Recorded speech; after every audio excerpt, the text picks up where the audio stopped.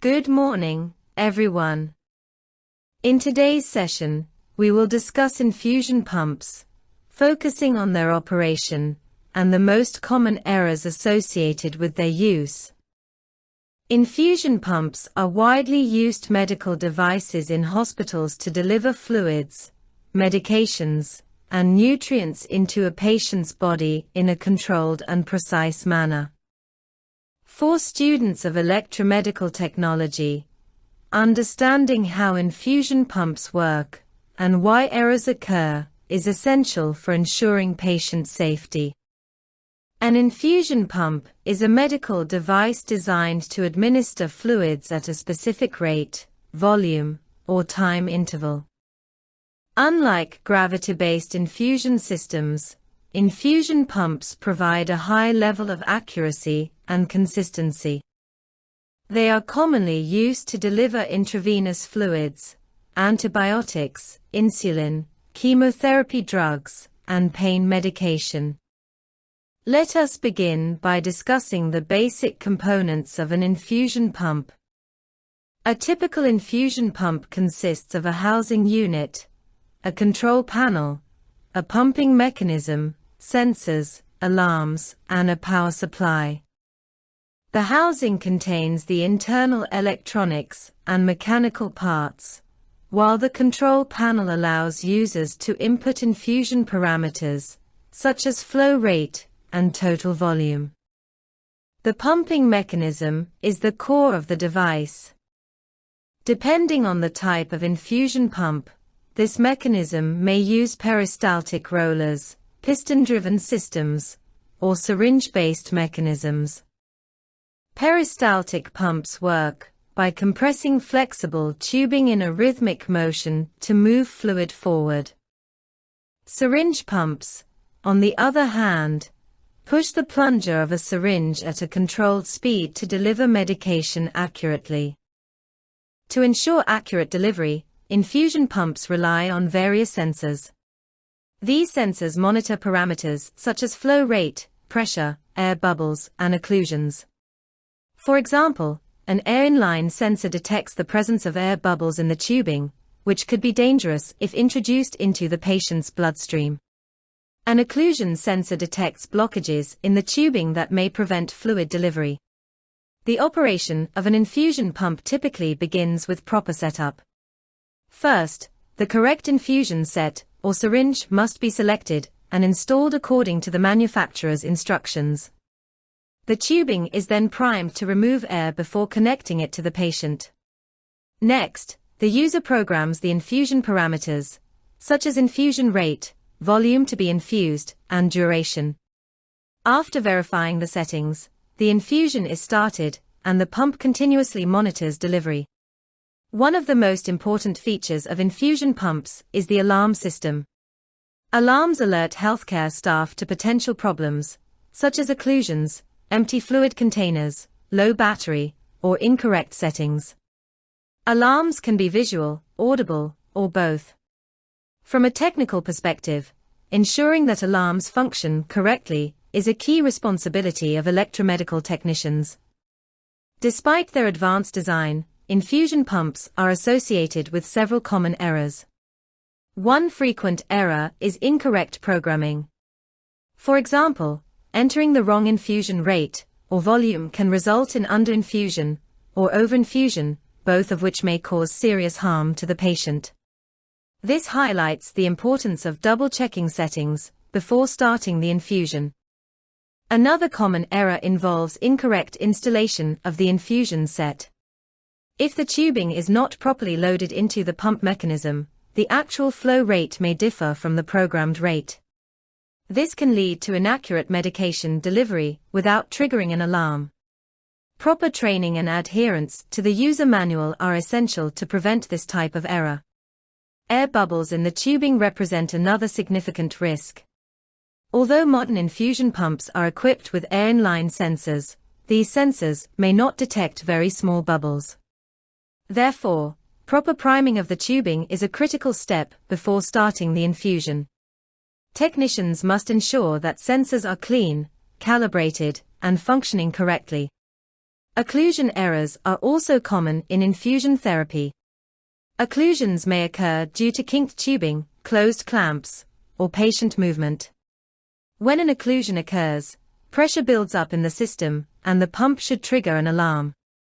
However, delayed occlusion detection can result in interrupted therapy or sudden bolus delivery when the blockage is released. Human factors play a major role in infusion pump errors. Complex user interfaces, unclear menus, or poorly designed alarms can confuse users. This is why modern infusion pumps aim to improve usability through clearer displays and smarter alarm systems. From an electromedical perspective, user feedback is valuable for identifying potential design-related issues. Preventive maintenance is essential to reduce the risk of infusion pump errors. Routine maintenance tasks include checking the accuracy of flow rates, inspecting sensors, testing alarms, and verifying battery performance. Calibration ensures that the pump delivers fluids within acceptable tolerance limits. Failure to perform regular maintenance can compromise patient safety. In clinical environments, such as intensive care units or oncology wards, infusion pumps are often used continuously for long periods. This increases the importance of reliability and proper maintenance. Backup power systems, such as internal batteries, must be checked regularly to ensure uninterrupted operation during power failures. In conclusion, infusion pumps are critical medical devices that provide precise and controlled delivery of fluids and medications. Understanding their operation, components, and common errors is essential for students of electromedical technology. By ensuring proper setup, accurate programming, functional alarms, and regular maintenance, electromedical technicians play a vital role in minimizing infusion-related risks and supporting safe patient care. Thank you for your attention. I hope this session has given you a clear understanding of infusion pump operation and the common errors that must be prevented in clinical practice. Answer the multiple-choice questions based on the tape. 1. What is the main function of an infusion pump? A. To monitor vital signs. B. To deliver fluids and medications accurately. C. To filter blood. D. To analyze laboratory samples. 2. How is an infusion pump different from a gravity-based infusion system? A. It uses larger tubing. B. It requires manual adjustment. C. It provides more accurate and controlled delivery. D. It does not need electrical power. 3. Which component allows users to enter infusion parameters? A. Pumping mechanism. B. Housing unit. C. Control panel. D. Power supply.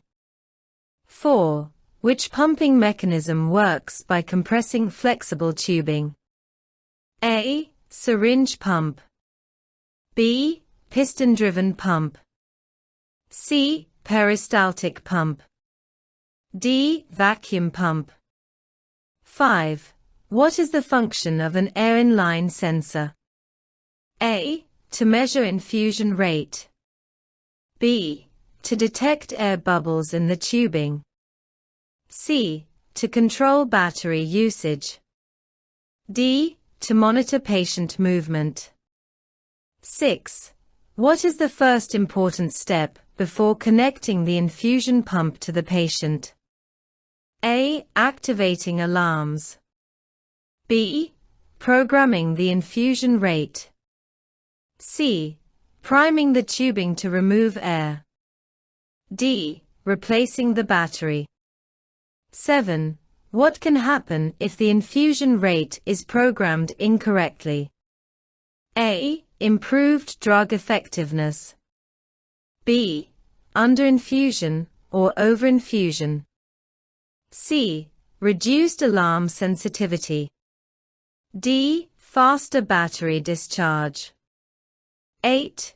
Why is correct installation of the infusion set important? A. To reduce power consumption. B. To ensure accurate flow rate. C. To prevent alarm sounds. D. To increase battery life. 9. Why are air bubbles dangerous in infusion therapy? A. They increase fluid temperature. B. They can enter the bloodstream and cause harm. C. They damage the pump mechanism. D. They reduce drug concentration. 10. What usually causes occlusion in an infusion pump system? A. High battery voltage. B. Software updates. C. Kinked tubing or closed clamps. D. Incorrect display settings. 11. What should the pump do when an occlusion occurs? A. Increase the infusion rate. B. Continue operating normally. C. Trigger an alarm. D. Shut down permanently. 12. What is a potential risk of delayed occlusion detection? A. Improved infusion accuracy. B. Sudden bolus delivery after blockage release. C. Longer battery life. D. Reduced noise level. 13. How do human factors contribute to infusion pump errors? A. By improving sensor accuracy. B.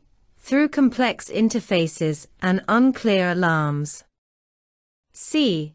By reducing maintenance needs. D. Through automatic calibration. 14. What is one goal of preventive maintenance for infusion pumps? A. Increasing device weight. B. Eliminating all alarms. C. Ensuring accurate flow delivery. D. Reducing staff training. 15. According to the listening, what is one key responsibility of an electromedical technician? A. Prescribing medication. B. Programming infusion parameters. C. Maintaining and testing infusion pumps. D. Administering intravenous therapy.